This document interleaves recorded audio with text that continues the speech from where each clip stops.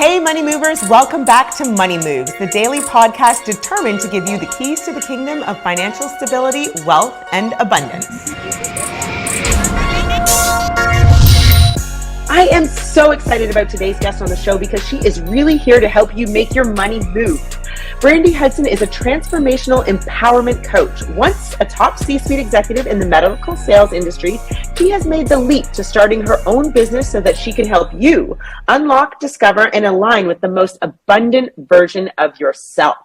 Money Movers, please welcome to the podcast my friend Brandi Hudson. Hi, Brandi. Oh, hey, thanks for having me today, Tanya. Excited to be here. Oh, Brandi, I'm so excited to have you on the podcast today because I think your story is something really special, and what you're doing is really designed to help all of us make our money move. So I want to dive right in, and I want to start by asking you to tell us a little bit about yourself, because I know you, and I know you started, as one of the top sales executive in the medical devices industry, but now you've made this pivot to starting your own business. So tell me a little bit about your career trajectory and what it really was that made you say, I'm going to leave this cushy job and start your own platform for helping us make our money move.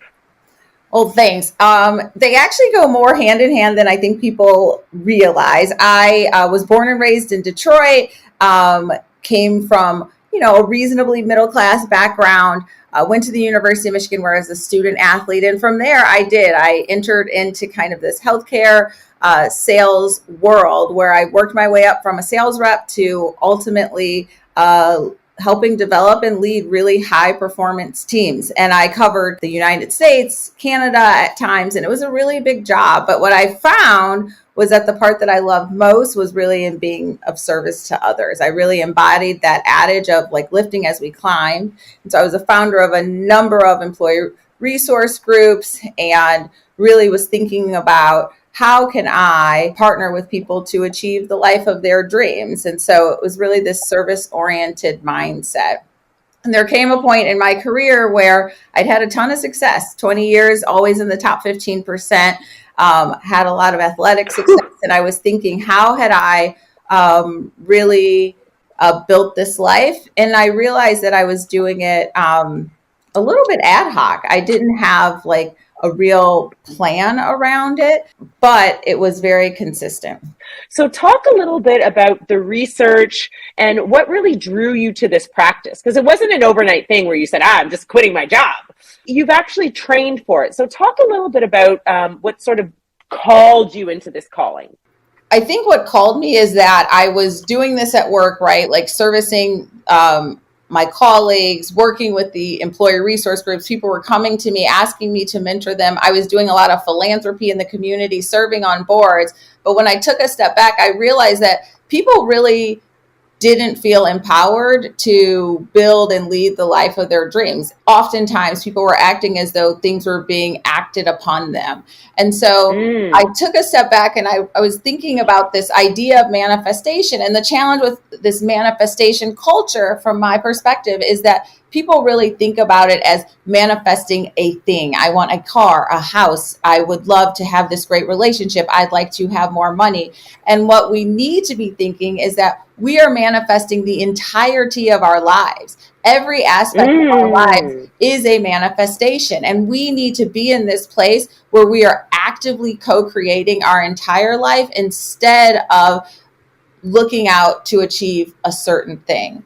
And so I felt as though I could really partner with people and teach them how to co-create their entire life and not think about manifesting individual things. I love that. And I want to talk a little bit about manifestation, because once upon a time, I looked at how people talked about manifesting and the secret, and it was kind of like, it was like using Amazon. Like, if you just type it in a box and put it on your wall on a vision board, it's all supposed to appear. Absolutely. And I think that's why it's very polarizing for people, because for some people it works and they manifest all these things and they're like, yes, this is great. And for other people, they're like, I did the mantras every day and I signed up for, the weekly, sketching session, and I did all the things like to draw out the life that I want, and I still don't have it. And so they're like, oh, it doesn't work. But it absolutely works. It is a universal truth that we are constantly co-creating our lives, but we have to think about it in this really stepwise fashion in terms of, first, there are these situations that create our worldviews. And this oftentimes happens kind of from 0 to 7 years old. And you might have had a really easy life, in which case manifestation will probably come much more fluid and easy and flow to you. Or you could have a lot of like stress in your youth. And that stress is something that needs to be cleared before we can really start to align with our lives. So when I work with people, there's this 4-step process. First is really thinking about these stressful situations, which could be as simple as like being in a reasonable car accident. It could be a parental divorce, or it could be a very traumatic event that it has like layers and depths to it. But first, we have to remove the emotion from those events, and that allows you to better align. From there, we reframe your limiting beliefs. So, for example, when it comes to money, like many of us were raised with these thoughts around these kind of collective thoughts about what's possible for us. So oftentimes, Black people may not see themselves as a person who is capable of achieving a high level of wealth. And so that's a limiting belief that you have that is kind of ingrained in this collective consciousness. Or you might... Oh, wait, Brandi, I have to talk about this, because this is something I think we talk about a lot on the Money News podcast, right? And what I love is that you actually are giving us actionable steps, and we'll get to them. But even just these thoughts, right? And sometimes for many of us, it's holding up the mirror to realize the thoughts that we're repeating every day. Making money is hard. Yeah. Black people, we can't get past these glass ceilings. And it's like, those things that we just keep telling ourselves, oh my gosh, or we saw our parents saying, oh, you know what, I'll never make it further up the corporate ladder than this. And we just have like doused ourselves in these beliefs. And so we actually can't break through to the next level. So what I love about the work you do, and even just in talking to you before you even switch to this, you would call Brandi, she'd be like, well, why do you think that? Challenging and examining those beliefs to sort of help free us from these like blocks, so that we can make the money move. Absolutely. I mean, and they're so prevalent. Money doesn't grow on trees, but it does. Think about it, like money is made from paper. Paper is made from trees. You have to work twice as hard to have half as much. To your point, why do you believe that? I mean, we sing rap songs, more money, more problems, that just really like train our brain to have this worldview. And whatever worldview you have, you will draw that to you. And so what I have really done is partner first with myself, but also with other people to really kind of change how we think and view the world. Because if we are constantly teaching ourselves and limiting ourselves around what is and is not possible, then the rest of the world actually doesn't have to act upon us. Then we don't have to worry about the glass ceiling and will someone promote someone who looks like me and all of these other things, because we actually are partnering and co-creating these limits in our own lives. And as we clear those away, we will start to see doors open for us. And you'll live a life that is aligned with what you prefer and the goals that you've set for yourselves. And what I usually tell people, if there is someone who has achieved what you want that looks like you, then it's possible, right? So the fact that we have Black billionaires, the fact that we have people who've achieved levels of success, people that have quote unquote broken the glass ceiling, then that is available for you as well. And when you reframe it and walk through life from that vantage point, you are more likely to achieve your goals. All right. So Brandi, this is something that, I feel like you've taught me a lot about how powerful our words are. And as we're sort of working through your process, this isn't an important part of it. So sort of unpacking and being aware of, incidences or baggage that we carry with us in life. How do you use this in the process? And then how do you take that to the next step? I think that we don't want to oversimplify it in terms of like your words are powerful. So, if in passing on one day you sing a song and it has like negative lyrics, or you say something, you're having a bad day and you say one thing, that is not going to like overtly change the trajectory of your life. However, we do want to be cognizant of if we're constantly repeating something in our both inner mind and to our friends, and we're creating these neural pathways, and it's those neural pathways that actually draw experiences to us. And so when you start to believe the things that I was mentioning before, like money doesn't grow on trees, and you start to believe that more money, more problems, the more you have, the more people are going to hate on you, that there is this glass ceiling, like those kind of things that you're saying and Ooh. repeating, the repetition is actually creating those neural pathways. And it's those neural pathways that draw things to you. And so we can kind of like recreate, and the brain is so malleable that you can consciously take steps to rewire your neural pathways so that you're now drawing a new, different life to you. See, this is what I love, because oftentimes people are like, what is this woo woo stuff you're talking about? But there's actually a science to this as well, right? And, if you have a deeper understanding of, the science in this, you can actually shift your life, shift, the things that come to you. And this is why I'm fascinated by the work that you do. So talk about the next step. We've kind of gone through, being able to unpack these experiences, but what's the next part of your process that you really draw your community towards? Well, first, I'd like to just pause and take a moment to say that there is so much science around this. There are neuroscientists out there. There are books about how we really do create the life of our dreams, and it is really sad to me that we have so much power, and many people live their entire life not harnessing their power, which is one of the Yeah. main reasons I transitioned into this work, because I think it's a disservice for people not to realize that they are the absolute creator of their experiences, and that while many things that happen to them that were outside of their control do shapes their worldview, they have this innate power to change that trajectory. Mm-hmm. And that's what I want people to learn. It really is about kind of this self-awareness and harnessing back the power and realizing that you don't have to live a life where you feel that things are happening to you. And so the next step, after we kind of clear these stressful situations, we reframe our limiting beliefs to more positive beliefs. And then ultimately, we want to align with the energetic signature of what we're trying to pull to us. So if it's physical health or financial abundance, it might be this sense of having healthier relationships. Whatever it is, it has an energetic signature.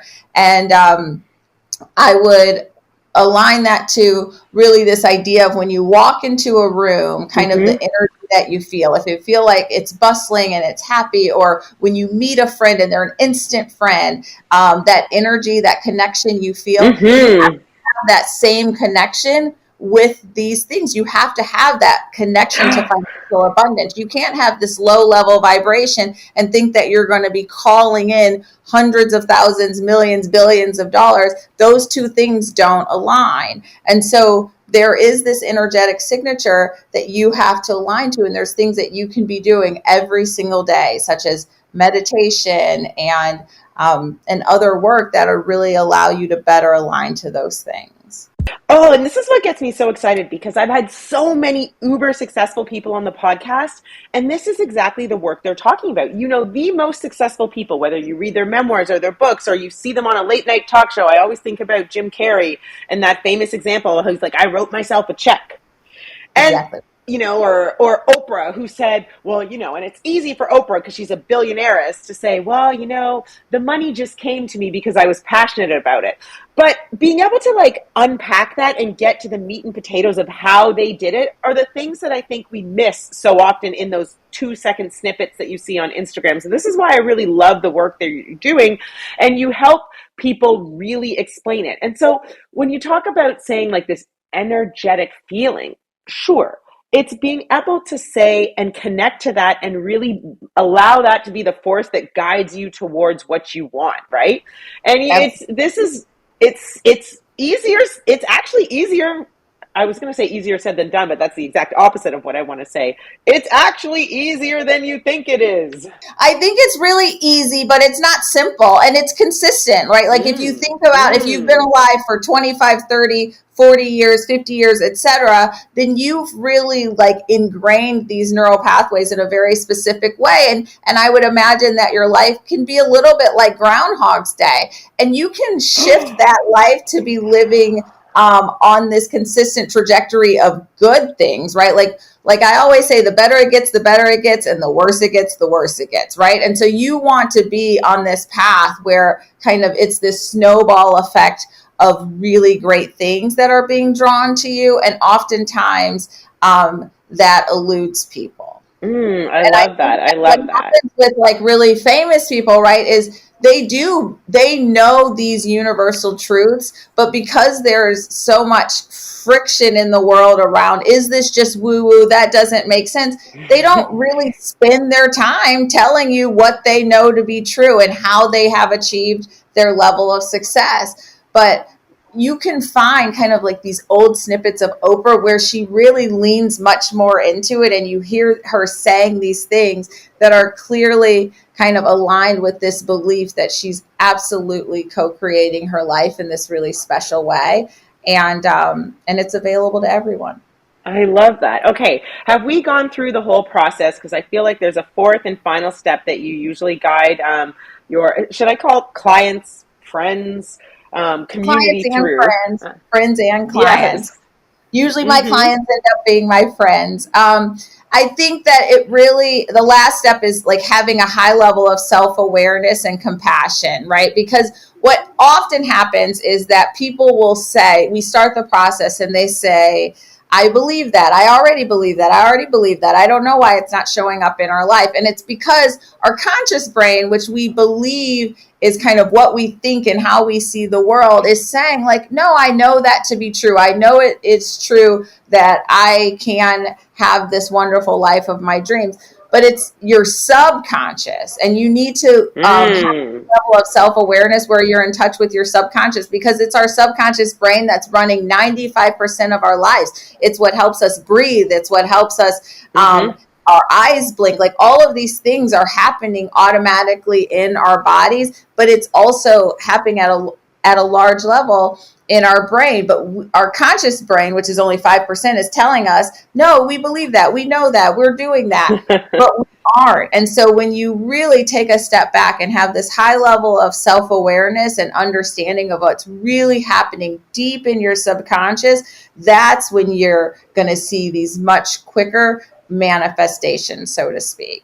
And then having a level of compassion in the world, right? Because as you look out into the world, you really want to be in this place where you understand that all the transgressions you might have made in your life are because of things that have happened to you, and all the transgressions other people make, even if they're to you, are because of what's happened to them. And when we live this kind of life of compassion, both for ourselves and for others, we really open ourselves up for all of the good that is in the world. Oh, I love that. I love that. And it's so true. So I want to talk a little bit about, small things that we can do in our everyday life, especially as it pertains to, abundance is a big thing. And I love that word because it doesn't just mean money, you guys. Abundance can come to us in so many different forms in our life that, can bring us happiness and joy from just, abundance of friendship and overflowing of wealth, health, all of these things. But what are some of the easy tips that you can give to our money movers to start bringing these things in?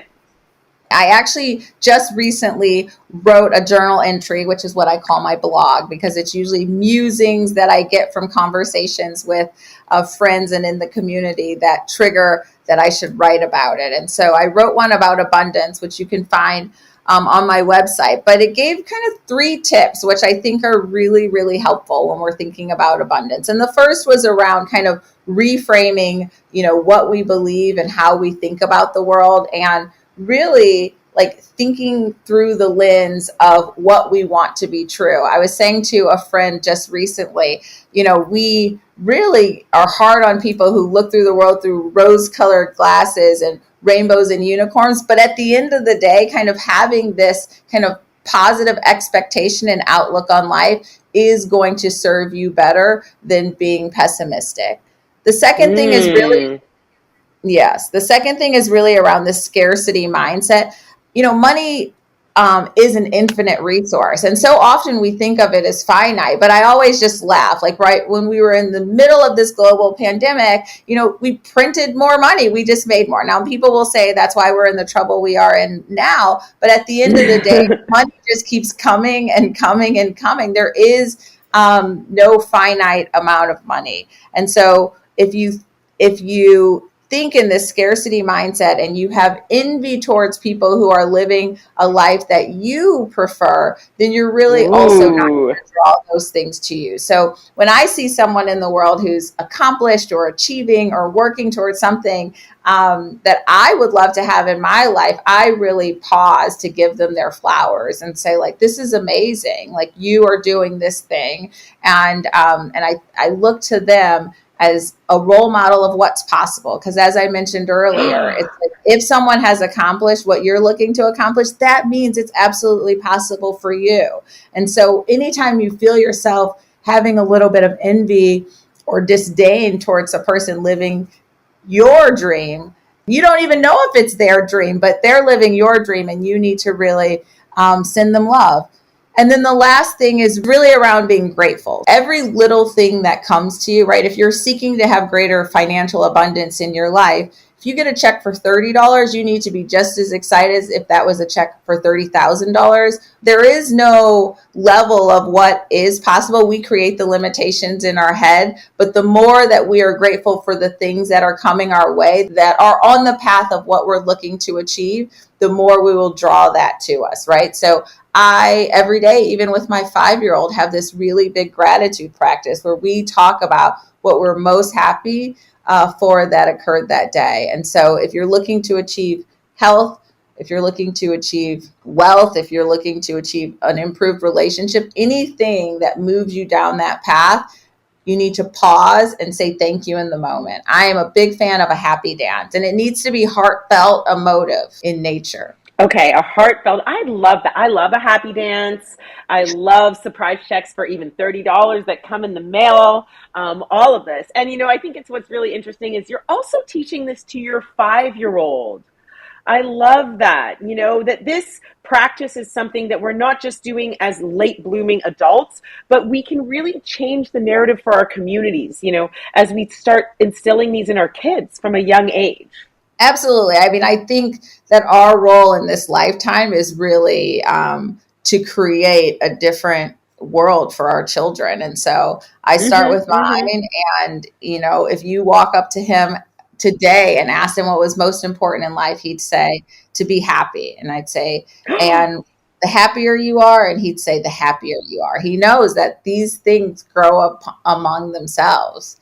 And I know that kind of that worldview will really serve him well. He's already a pretty Oh fun. my goodness.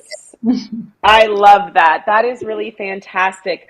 Brandi, can you tell us where our Money Moves audience can find you on social media? Absolutely. You can find me first at my website, which is www.brandymichelle.com. You can find me on Instagram at Brandi Michelle, and you can find me on Twitter at Hi Brandi Michelle. And you know what, you guys, let me tell you, sign up. Brandi does this amazing journal entries that will just inspire you and help you change your mindset and make your money move. She also has a great community where she will send you empowering text messages. It's better than scrolling through Instagram. You're just getting the messages you need when you least expect them, and they're really helpful. And again, Brandi, thank you so much for being on our podcast, and we hope that you get to engage with her and the community that she's building. Yes, I'd love for everyone to be a part of it. I think this needs to be a global upswelling. Thank you so much for having me today, and I wish everyone a life full of abundance. Oh, thank you so much. And Money Movers, all I want for you is a life full of abundance. That is all the time we have for today, but make sure to follow Brandi on all her social media handles. And if we have helped you make your money move, please make sure to let us know by sending us a like, sharing the knowledge on social media, and or leaving us a review on Apple Podcasts. If you want more or a recap of this episode, please go to thebankgreenwood.com and check out the Money Moves podcast blog. Money Moves is an iHeartRadio podcast powered by Greenwood, executive produced by Sunwise Media Inc. For more podcasts on iHeartRadio, visit the iHeartRadio app, Apple Podcasts, or wherever you get your podcasts from.